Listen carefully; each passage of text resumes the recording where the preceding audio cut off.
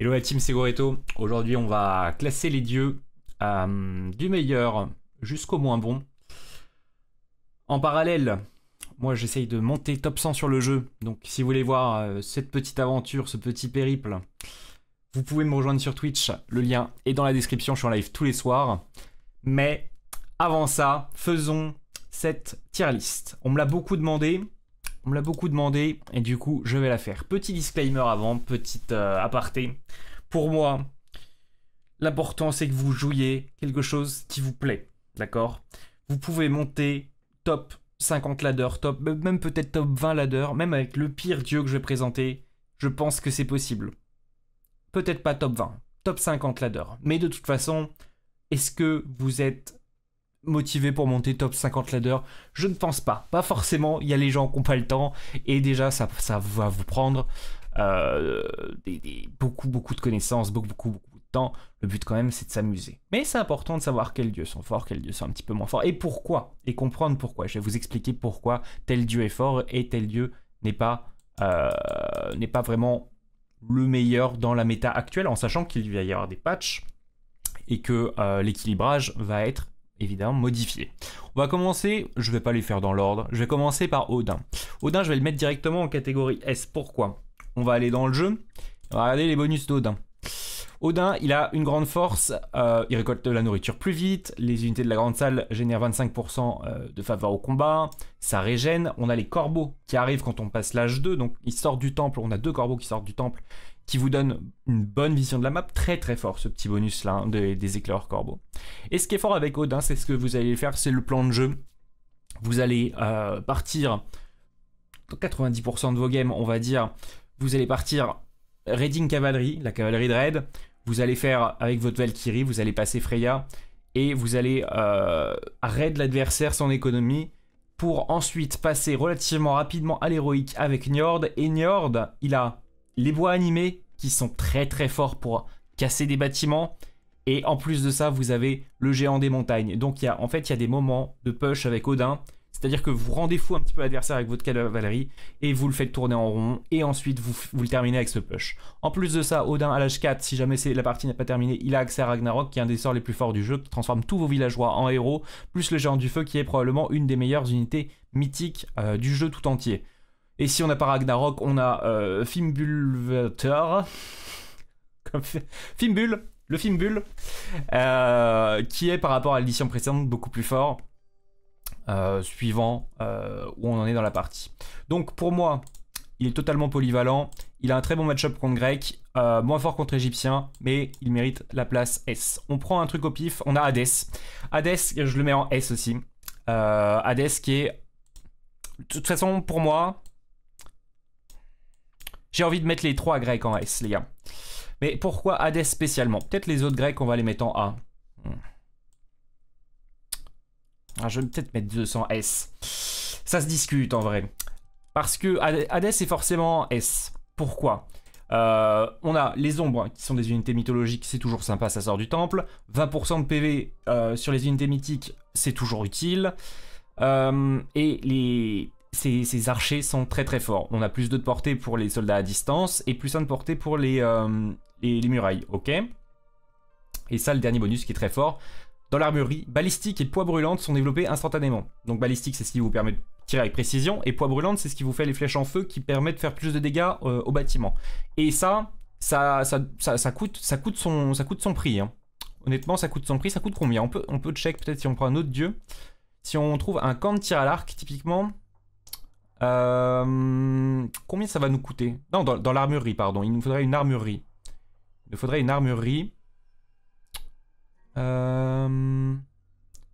Alors vous avez dû l'avoir 3 fois, ça vous énerve. Ok, balistique, 200, ça fait 400 de ressources. Et poids brûlante, regardez, ça coûte 800 de ressources. Et tout ça, c'est gratuit avec Hadès. Gratuit. Moins cher que gratuit. Ok, c'est excellent. En plus de ça, on a le petit trésor de l'Ereb qui est une bonne technologie spécifique à Hadès.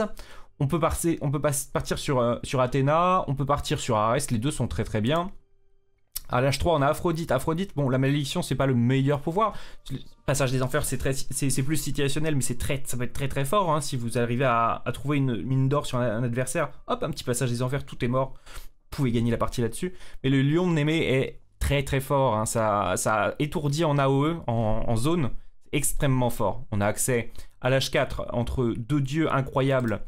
Un, Héphaïstos avec ses colosses et sa corne d'abondance, qu'on peut recast si on arrive en late game, et Artemis avec le séisme, pas besoin de vous faire un dessin, plus les chimères qui sont aussi très très fortes. Ok. Donc, Hadès, typiquement, un des meilleurs dieux, et il a aussi accès à ses taxiarques, hein, les archers grecs, qu'ils soient d'Hadès ou pas, sont les meilleurs archers du jeu. Voilà. En plus de ça, ils ont plus de portée pour Hadès, donc c'est techniquement les meilleurs archers du jeu avec le dieu qui les buff le plus. Je peux zoomer un petit peu ici, non? Voilà. Un peu moins. Voilà, on est mieux comme ça. Excellent. Pourquoi je mettrais Zeus en haut aussi? J'ai envie de mettre Zeus et Poséidon en haut aussi, hein. J'ai envie de les mettre en S. Bah après, ça fait le mec qui met tous les dieux grecs en S, mais globalement, en fait, ils ont pas de points faibles, les dieux grecs. C'est-à-dire qu'ils sont forts au début de game, ils sont forts au milieu de game, et ils sont forts en late game. Le truc, c'est pourquoi je mettrais les autres dieux grecs aussi forts que Hadès, pour moi, c'est que les deux autres ont accès à Hermès. Et Hermès a accès aux centaures. Les centaures, je trouvais ça un petit peu flingué au début. Je me disais, bon, ils ont changé par rapport aux éditions précédentes. Mais, à force de les jouer, je trouve que c'est relativement fort, hein. Poséidon va buffer la cavalerie à côté des centaures, là où Zeus va plus faire beaucoup de centaures. Et ça permet de raid aussi, et ça permet de prendre un avantage en début de partie. Là, Hadès n'a pas accès à ces deux dieux mineurs. Donc j'ai envie de les mettre en S aussi, les deux dieux grecs. Voilà, pas de jaloux chez les grecs. Pour moi, tout est en S. Ok, on va prendre un dieu un peu moins fort. Qu'est-ce qu'on pourrait prendre en dieu moins fort? Ra. Alors Ra... Je vais vous trouver un dieu fort. Je vais mettre Isis par exemple. Isis pour moi elle est A. Pourquoi Isis elle est en A? Alors les Égyptiens c'est soit tout ou rien, j'ai l'impression. Isis elle est forte grâce à son combo Ancêtre Éclipse, Nephthys Bastet. Ça lui donnera toujours un bon avantage par rapport à ses adversaires. Et il faut savoir que pourquoi Isis et Seth pour moi sont très très forts par rapport à Ra, c'est par rapport surtout à leur pouvoir. C'est-à-dire que les deux ont accès à Anubis. Les serpents sur la Terre, c'est pas incroyable, c'est un bon mais ça reste un bon pouvoir. Mais les serpents sur l'eau, c'est auto-win. C'est trop fort. Sur l'eau, sur une map d'eau, vous avez les serpents, vous avez 85% de chance de gagner l'eau, juste avec ce sort, parce que ça sort 16 serpents, 16 pas 12, 16. Rendez-vous compte, c'est incroyable. Donc sur toutes les mapos vous cliquez forcément Anubis, il y a même pas de, il y a rien, il y a pas de, il y a pas d'autre alternative. Et on a les ancêtres qui vont donner de la présence sur la map. Ensuite on a également accès à Thoth qui donne Météore, pouvoir extrêmement fort aussi. Donc Isis et Seth ont accès à ces trois dieux mineurs qui sont extrêmement forts. Les Égyptiens ne sont pas forcément forts grâce à leurs unités, mais ils sont forts par rapport à leur... J'ai été déconcentré. Ils sont forts par rapport à leur sort, à leur pouvoir. Le fils d'Osiris est également très très bien. Et à noter, petite mention quand même spéciale pour Horus, les lanciers d'Horus, moi je trouve ça très très fort. On n'est pas obligé de cliquer systématiquement sur Météorite. Les joueurs les plus débutants peuvent cliquer systématiquement sur Météorite parce que c'est très très fort. Mais Horus, attention, les lanciers d'Horus, ça court très très vite. Le Vengeur est une très bonne unité là où le Phénix ne brille pas forcément. Donc, Isis, Seth, je dirais que Seth est plus fort que Isis parce qu'il a accès aux animaux. Donc un début de partie beaucoup plus fort que Isis. Isis va briller plus à l'héroïque. Ceci étant dit, Isis a le pouvoir prospérité également, qui est un très très bon pouvoir pour ramasser de l'or, et on adore avec les Égyptiens ramasser un maximum d'or. Donc Isis, je la mettrais en A parce que Seth existe. Voilà. Tout simplement parce que Seth existe, je la mettrais en A. Et Ra, si je regarde Ra les gars, J'ai dit quoi juste avant? J'ai dit que les Égyptiens brillaient par rapport à leur pouvoir et pas forcément par rapport à leurs unités. Alors Ra, il a 15% de points de vie sur les unités du Migdol. C'est tout. C'est tout. La pluie, c'est sympa. Les buffs avec les monuments, c'est rigolo. Mais ça compense pas, en fait. Quand tu passes Ptah, généralement, tu prends le Shadouf pour réduire tes coups de ferme et ensuite mettre la pluie. Et tu te retrouves avec Sable Mouvant. Bon, c'est pas mal, Sable Mouvant. Ok, c'est bon, tu peux raid. Mais ça fait pas de présence sur la carte. Genre, tu te fais agresser, t'as pas des serpents pour répondre ou les ancêtres pour répondre. Là, ou agresser. En fait, les sorts d'Isis et 7 en plus sont à double tranchant. Ils peuvent servir à défendre ou à attaquer. Là, ça sert juste à attaquer. Bon, ça peut servir un petit peu à défendre. Après, on a quoi? Des sauterelles, une citadelle. Ok, super. Et à la fin, bon, on a Fils d'Osiris et Tornade. On peut avoir la Tornade, mais bon. Ça matche pas les bonus. C'est un peu tristoun. C'est un peu tristoun. Et il y a beaucoup mieux que Ra. Hein. C'est pas que j'aime pas Ra. Moi, j'adorais Ra sur les éditions précédentes, mais force est de constater qu'il est pas à la hauteur sur cette édition. Mais encore une fois, ça peut changer. Ça va changer avec les patchs d'équilibrage. Ensuite, on va prendre un Atlante, on va prendre Gaïa. Et Gaïa, pour moi, c'est des tiers. Pourquoi c'est des tiers? On va mettre Chronos, on va mettre Chronos et Uranos. Chronos, pour moi, est B tiers. Uranos, C tiers. Et Gaïa, D tiers. Ah, peut-être c'est tiers. Ah non, c'est rat tiers, je dirais. Alors pourquoi? Je vais vous expliquer les trois Atlantes. Chronos, je l'ai mis B tiers. B tiers parce que Chronos, sur map haut, ça se joue bien. La déconstruction, c'est quand même... Ça peut être clutch. Vous pouvez déconstruire un port. Au début, ça embête tout le monde sur les maps hauts. Vous pouvez déconstruire une forteresse. C'est un pouvoir relativement fort. En plus de ça, vous avez accès à Prométhée. Le courage qui est pas mal du tout. Et en plus, ça profite avec Chronos. Ça peut être sympathique. Les Prométhéens, vous pouvez raid avec. Vous pouvez ce qu'on appelle crush, c'est-à-dire TP vos bâtiments à côté de votre adversaire pour l'attaquer. Je pense pas que ce soit la meilleure stratégie, mais ça se joue par moment, ça peut jouer. Mais surtout, vous avez accès au meilleur sort du jeu, le sort d'Hyperion. KO, pas le meilleur sort du jeu, j'ai exagéré, mais un des meilleurs sorts du jeu. Le KO qui fait que les unités s'attaquent entre elles et l'adversaire n'a plus le contrôle pendant un petit moment sur ses unités. Très très fort, extrêmement fort. Hyperion, et on voit que Uranos, il a accès à Hyperion, donc il a KO. Et Gaïa, elle pose un arbre. Ouais, elle vole une unité. Voilà. Bon, c'est pas extrêmement... C'est pas fou. Après, les Behemoths, c'est quand même sympa comme unité de siège. Et les oiseaux, c'est ok. Ça reste des unités fortes, ça reste des unités un petit peu plus fortes que la satire. Je trouve que la satire, quand même, on a du mal à la sortir. Mais le pouvoir est très très fort, hein, le pouvoir d'Hyperion. Voilà. Uranos, je pense qu'on n'a pas encore compris exactement comment le jouer. Et je pense que par exemple en 2v2, ça peut être un très bon dieu, ou 3v3. Là où en 1v1, les passages du ciel vont servir à protéger sa chasse. Par exemple, on va construire un passage du ciel à côté d'une chasse un petit peu risquée. Et si on se fait attaquer par l'adversaire, hop, dans le passage du ciel. Pourquoi pas, mais il manque un petit bonus en fait.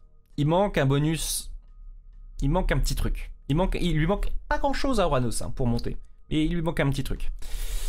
Et au niveau de Gaïa, bon. Elle se fait dominer par les dieux trop agressifs en fait. Hein. Et encore une fois, je la mets des tirs comme avec Ra, mais je me suis fait démolir par une Gaïa hier. Tous les dieux sont jouables. Hein. Je me suis fait démolir par un mec qui presque ne joue que Gaïa. Et il est bien 1350 elo. Donc tout est extrêmement jouable. Alors Gaïa après elle se repose beaucoup sur l'économie.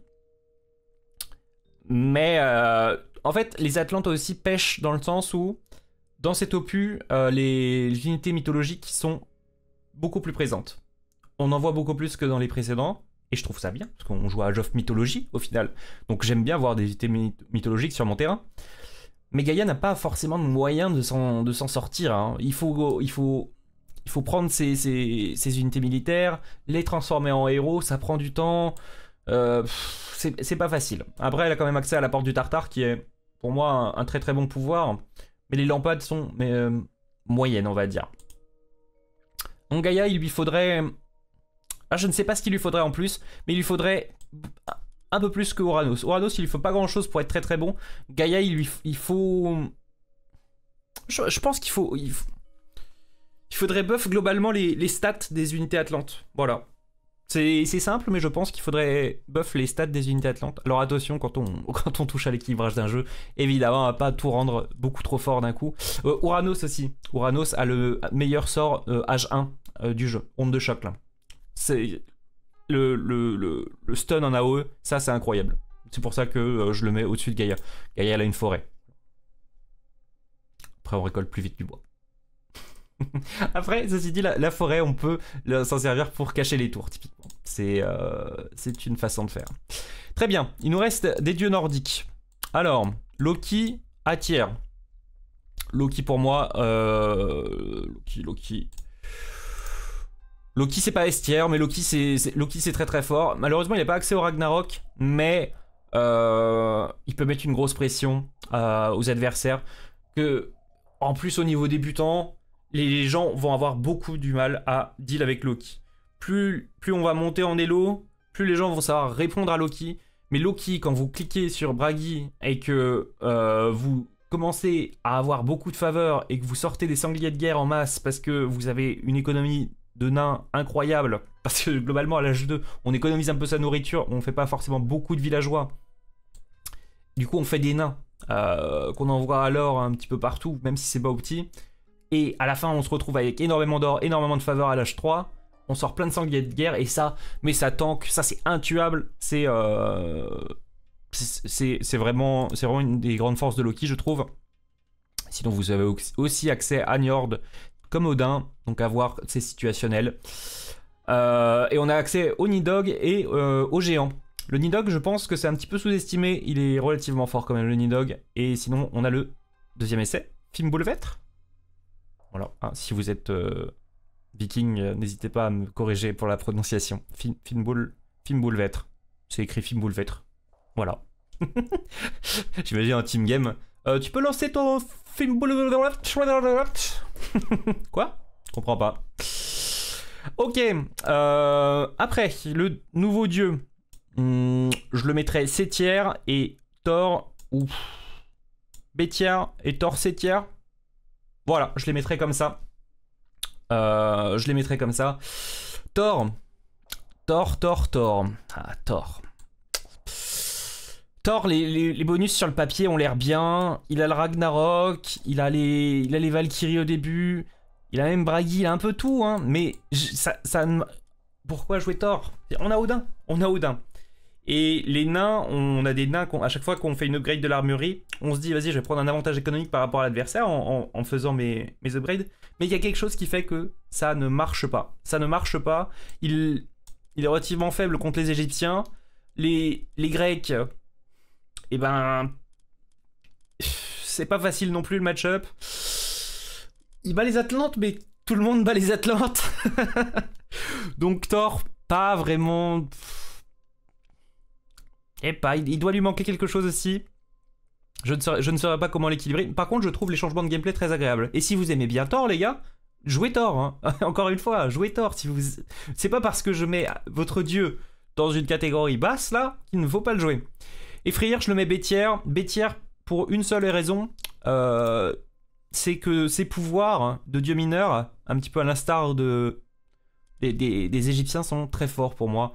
Le bastion qu'on peut poser à l'âge 2, une forteresse, c'est très fort. Le Draugr, il est excellent aussi. La tempête est forte, mais sinon vous avez arme au flammé de Bragi avec les sangliers de guerre. Le géant, il a du flow. Il est un petit peu lent, hein. Mais... faut le faire marcher. On ne voit pas beaucoup de Freyr, c'est compliqué de le classer, et je ne connais pas tous ces match-up. Comme un petit peu Thor, on n'en voit pas beaucoup de ces dieux-là, donc vous pouvez créer aussi la surprise. En jouant des dieux qui sont sous-joués, vous créez la surprise chez l'adversaire. On ne sait pas vraiment comment jouer contre un Thor, parce qu'on ne joue jamais contre des Thors, on ne joue jamais contre des Freyr, très peu. On joue un peu plus des Freyr que des Thors. Et à l'âge 4, il a le Nidhogg et son dieu mineur spécial, Vidar, avec l'enfer qui fait un gros chien qui court, un gros loup, le loup Fenrir, qui court et qui détruit les bâtiments. Et le petit dragon qui est stylé aussi. J'aime beaucoup la mécanique qui fait que quand tu tues cette unité qui est très forte, tu récupères 300 de gold. Petite mécanique intéressante, j'aime beaucoup. Très bien. Bah écoutez, je vous remonte la tier list pour la fin. Et ben on a fait une vidéo de 20 minutes, c'est incroyable, excellent. Bah, si je change la scène, vous avez pu voir la tier list. Donc Odin, Hadès, Odin, Seth, les 3 grecs pour moi, Esther. En A tier, Isis Loki. B tier, Chronos Freyr. C tier, Uranos. Ouais, Uranos il lui manque un truc. Uranos Thor. Et des tiers Ra, Gaïa, qui sont les dieux un petit peu économiques, mais qui n'ont pas de moyens de se défendre. On leur donne pas les moyens de se défendre, je trouve. Voilà, j'espère que ça vous a plu, ça vous a un petit peu éclairé. Je ferai des guides sur tous les dieux. Comme ça, vous pourrez un petit peu approfondir tout ça. Mais je pense que c'est un bon point de départ. Et les gens adorent les tier lists. Et je répète pour la 8e fois, même si votre dieu est D tier, et que vous le kiffez, jouez-le. Voilà. Et on se voit sur Twitch. Le lien dans la description. Bonne soirée tout le monde. Et à bientôt.